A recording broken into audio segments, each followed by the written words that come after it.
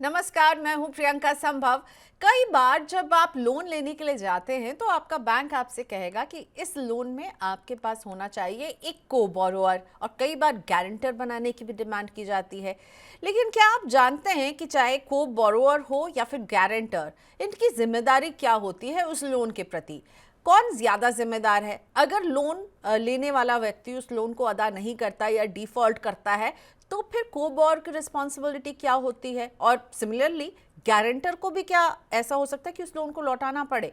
और को बोरोअर बनने के लिए भी किन बातों का आप ख्याल रखें अगर आप किसी के लिए को बोरोअर बन रहे हैं? तो इन सब पर आज हम बात करने वाले हैं। अगर लोन से जुड़े आपके भी कुछ सवाल हैं तो भेजें हमारे पास डायरेक्ट लाइव, क्योंकि मेरे साथ आज शो में शामिल हो रहे हैं राजीव दास, सीईओ हैं आई लोन के। Thank you so much Rajiv, आज आपने वक्त निकाला मनी9 के लिए। और अगर आप भी लोन के ये सारे जो नियम और कानून होते हैं को बोरोअर गारंटर को लेकर कंफ्यूज्ड हैं तो अपने सवाल हमें डायरेक्टली भी आप पोस्ट कर सकते हैं।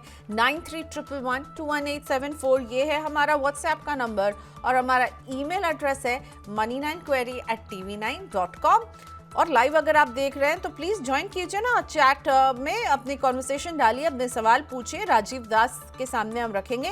तो फोकस हम करने वाले हैं कि जब आप लोन लेते हैं तो कौन से वो नियम हैं जो आपको फॉलो करने होते हैं, खासतौर पर अगर आप अपने किसी फैमिली मेम्बर या फ्रेंड के लिए को बोरोअर बन रहे हैं या फिर उनके लोन में गारंटर बन रहे हैं तो उनकी भूमिका क्या होती है। Thank you so much Rajiv, आपने मनी9 के लिए वक्त निकाला। सबसे पहले तो को बोरोअर को डिफाइन कर दीजिए, कौन होता है को बोरोअर और किसी तरह के लोन में कब को बोरोअर की जरूरत होती है, क्या जिम्मेदारी होती है को बोरोअर की, और को बोरोअर और गारंटर इन दोनों में डिफरेंस होता है, राइट? या सो देखिए, अगर हम इसको दो भागों में डिवाइड करेंगे। एक होता है जो प्राइमरी बोरोअर है, जो अपने नाम पे लोन ले रहा है। एक होता है जो को बोरोअर है। इनके जहां पे अगर हम हाउसिंग लोन या व्हीकल लोन या फिर जहां पे पर्सनल लोन्स, कई कई केस में कहीं कहीं बिजनेस लोन, ये सब केसेस में नॉर्मली बैंक्स या एनबीएफसी आपको एक को बोरोअर की रिक्वेस्ट कर सकती है। अगर आप हाउसिंग लोन के बारे में सोचे, अगर आप को ओनर है प्रॉपर्टी में तो आपको कंपलसरी आपको को बोरोअर बनना पड़ेगा। तो इसमें दो चीजें बहुत इंपॉर्टेंट हो जाती है कि हर कोई को बोरोअर नहीं बन सकता। इसमें जो बैंक है, एनबीएफसी है, वो नॉर्मली स्पाउस को बना सकते हैं या फिर आप पेरेंट्स को बना सकते हैं या फिर कोई आप अपनी सिबलिंग्स को भी कुछ कुछ बैंक्स एंड एनबीएफसी अलाउ करते हैं। तो को बोरोअर का दो इंपॉर्टेंस चीज होती है। एक होती है कि आपकी एलिजिबिलिटी क्राइटेरिया बढ़ जाती है अगर आपने को बोरोअर किया, कि अगर दोनों अलग अलग बिजनेसेस में है या फिर दोनों का इनकम आपको क्लब करना है अगर हायर एलिजिबिलिटी के लिए, तो भी हो सकता है। बट इस चीज का ध्यान रखना पड़ेगा कि कोई को बोरोअर माइनर नहीं हो सकता। तो कुछ कुछ क्राइटेरिया होता है वो बैंक्स और एनबीएफसी डिफाइन करके रखते हैं। ठीक है। सो को बोरोअर वो होता है जो प्राइमरी लोन टेकर के अलावा एक और व्यक्ति होता है जो सेकेंडरी होता है, और ये जो Yes. को बोरोअर होगा या होगी, इनको क्या लोन चुकाना भी पड़ता है प्राइमरी लोन टेकर के साथ, या फिर लोन की जिम्मेदारी सिर्फ प्राइमरी लोन टेकर की होती है? अगर आपने कोई भी को बोरोअर होता है तो मैं आपको एक क्लियर बताना चाहता हूं, वो जॉइंटली, लीगली और इक्वली रिस्पॉन्सिबल होता है लोन के मामले में। तो लोन का जो रिस्पॉन्सिबिलिटी है वो दोनों के ऊपर आता है। तो कहीं पे भी आप लीगली भी या कहीं से भी आप उस चीज से आप हट नहीं सकते अगर वो को एप्लीकेंट या को बोरोअर है। और कोई भी को बोरोअर बन सकता है क्या किसी लोन में? नहीं नहीं, वही वही मैं बता रहा था कि अगर आप पेरेंट्स है या फिर स्पाउस है या फिर कोई सिबलिंग्स है आसपास, तो वो इंपॉर्टेंट है, पर कोई माइनर को बोरोअर नहीं बन सकता। ओके, सो और जो को बोरोअर होगा उसकी फाइनेंशियल स्टेटस भी चेक की जाएगी क्या?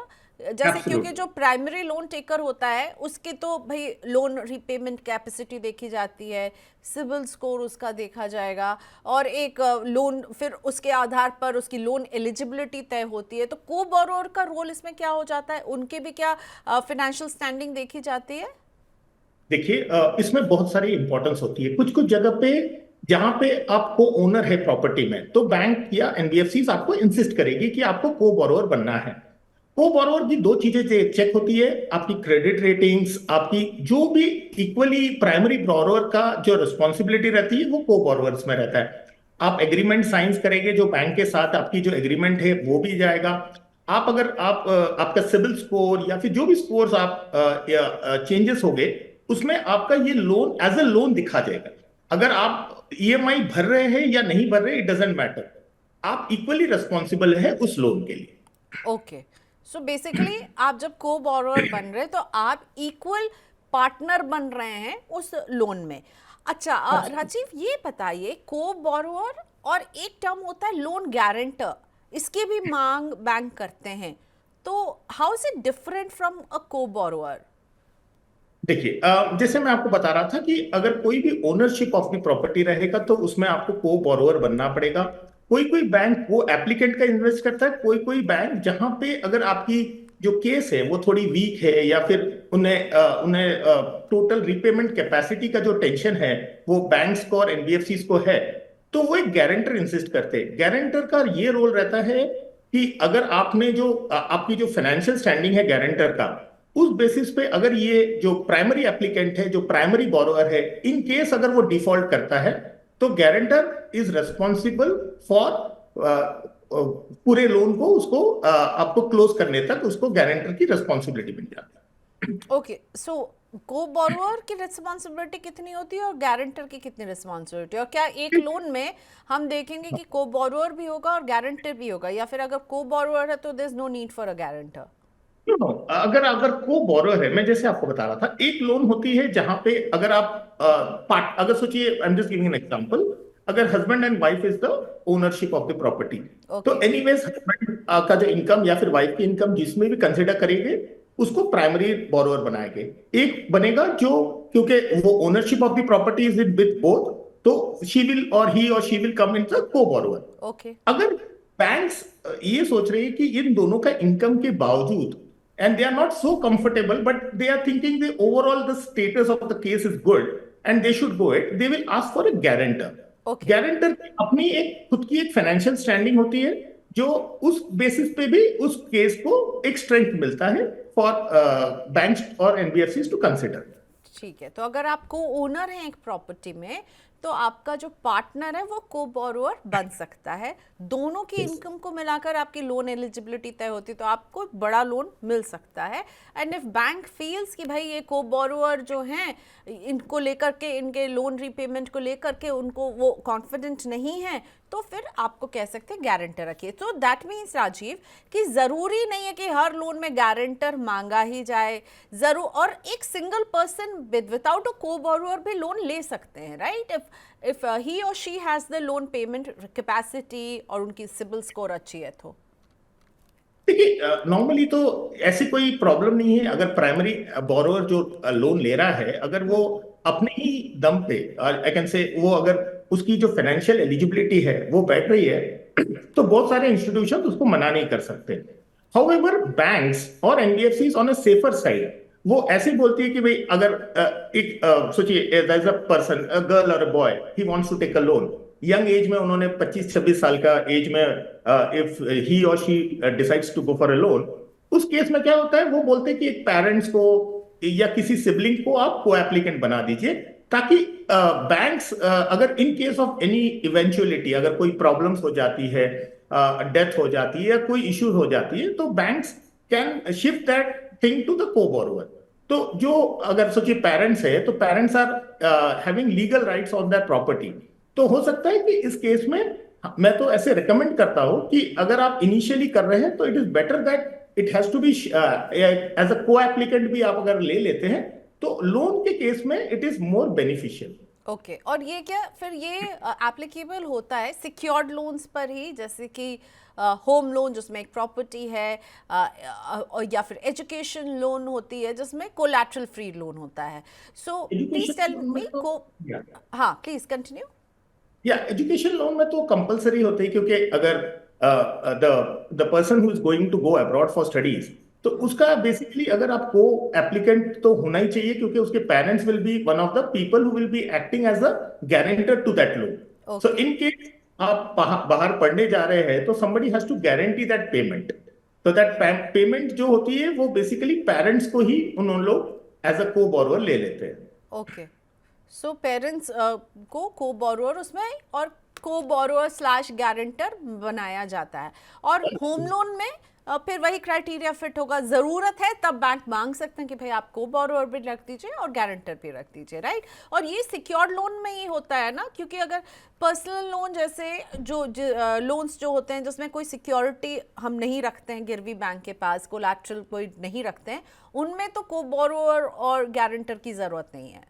एब्सोल्युटली, उसमें नॉर्मली बैंक्स या एनबीएफसीज को भी इंसिस्ट नहीं करती, बट अगर आपको एक पर्सनल लोन एक हायर अमाउंट चाहिए, सपोज आप कोई भी एक लैंड खरीद रहे हैं जहां पे आप प्रॉपर्टी लोन नहीं ले पा रहे उस लैंड के ऊपर, या फिर कोई मेडिकल इमरजेंसी है, और if husband and wife both are working, तो उन दोनों का लोन को अगर आप साथ में मिला के उनकी जो एलिजिबिलिटी है अगर बढ़ जाती है, तो इन केसेस में बैंक्स जनरली उन दोनों को ईएमआई जो इंटरेस्ट है, जो इंटरेस्ट पोर्शंस होती है, जो एलिजिबिलिटी है, अगर वो बढ़ाना चाहती है तो in that case that can be a co-applicant, पर ऐसी कोई कंपलसरी नहीं है okay in case of personal loan और व्हीकल लोन और समथिंग। ओके, तो ज्यादातर हम देखते हैं कि को बोरोअर और गारंटर की मांग जो है होम लोन जैसे लोन में की जाती है, और एजुकेशन लोन में ये तो मस्ट ही है कि उसमें होना ही है।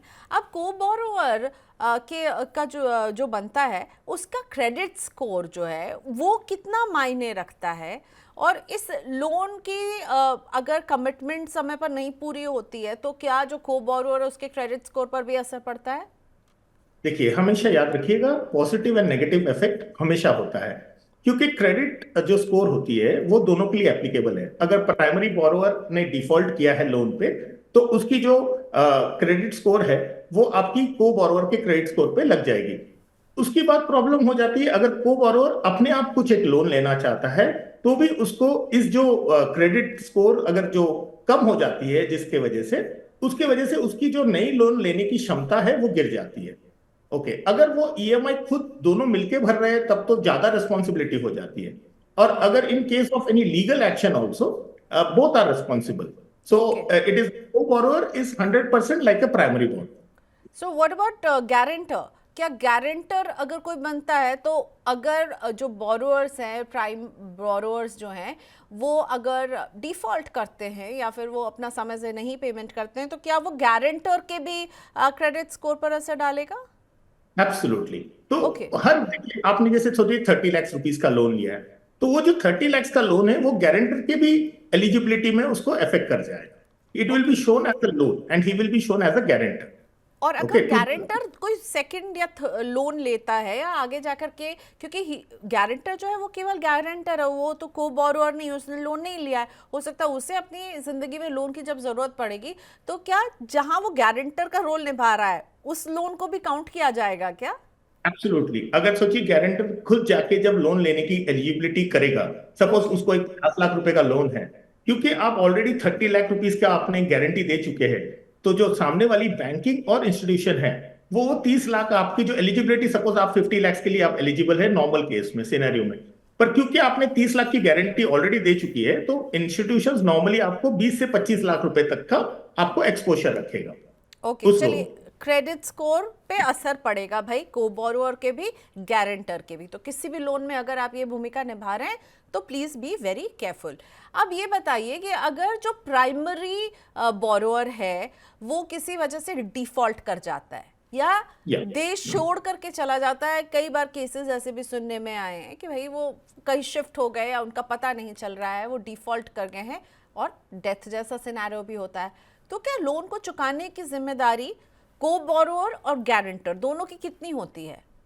देखिए, अगर इन अ नॉर्मल सिनेरियो अगर आप इंडिया से बाहर आप जा रहे हैं वर्क रिलेटेड मैटर्स में, तो नॉर्मली अगर आप इंडिया में आप यू आर वर्किंग और समथिंग लाइक दैट, अगर आप जा रहे हैं, तो नॉर्मली अगर आप बैंक्स को इंटीमेट करते हैं कि भाई मैं अब्रॉड जा रहा हूँ और जा रही हूँ और मुझे इस लोन को एक नए लोन अकाउंट में शिफ्ट करना है, क्योंकि नॉर्मली जब आप बाहर जाते हैं तो आपको एनआरई या एनआरओ अकाउंट खोलना पड़ता है, तो नॉर्मली आप अपना रिपेमेंट्स को एनआरओ अकाउंट से भी आप शिफ्ट कर सकते हैं। ये one scenario if you are going normally as a normal scenario, आप बाहर जा रहे हैं, आपको लोन कंटिन्यू करना है।